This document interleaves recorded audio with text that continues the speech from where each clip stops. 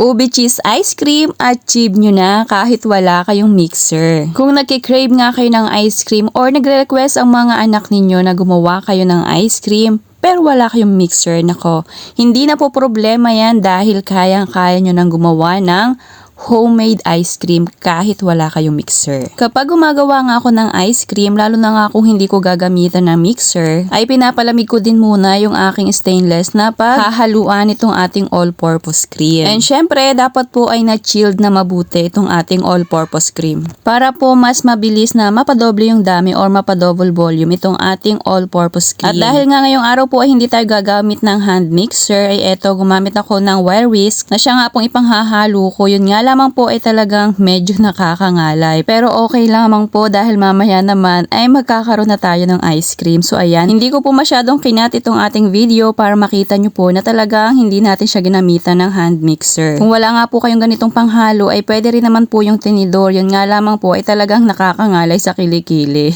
At ayan nga po, unti-unti nang dumadami itong ating cream. Then after po nyan ay maglalagay po ako dito nitong ating condensed milk na ube flavored. Bali kalahating lata lamang po ng dami yung inilagay ko ditong ube condensed milk. Then ito po ay atin na lamang po yung hahaluin hanggang sa mag-combine po silang mabuti. Syempre mekos-mekos pa rin po yan at pagkatapos po nating mahalong mabuti ay dahil nga po ube cheese ice cream itong ating gagawin ay maglalagay po ako dito ng cheese. Bahala na po kayo kung gusto nyo po ay ganitong pa-cubes na maliliit ang inyong ilagay or grated cheese po. Depende na po sa trip ninyo. So ayan, after nga po nating ma-mix ay ilalagay ko na po ito sa isang container na pwede nating pagpatigasan itong ating ice cream. And siya nga po pala, pwede po kayong gumamit dito ng kahit anong flavor po na ibig ninyo. Bali ngayong araw nga lamang po ay talagang ube yung natipuhan kong gawing flavor nitong ating ice cream. Pagkatapos po nating maisalin sa isang lalagyan, syempre po atin po muna itong patitigasin. Bali ito po ilalagay ko sa freezer sa loob ng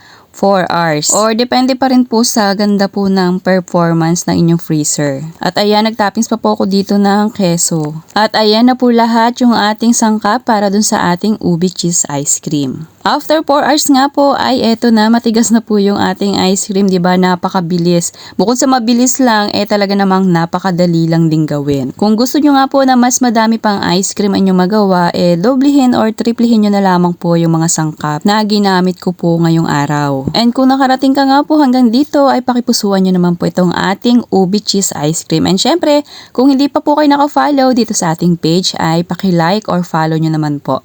Salamat po! So ayan na, sa 3 sangkap, ay magkakaroon ka na ng ice cream kahit wala kayong mixer. So ano pang hinihintay ninyo? Subukan nyo na rin ito at siguradong magugustuhan ito ng inyong mga anak. So sana nagustuhan nyo ang aking recipe ngayong araw na ube cheese ice cream. Serve and enjoy!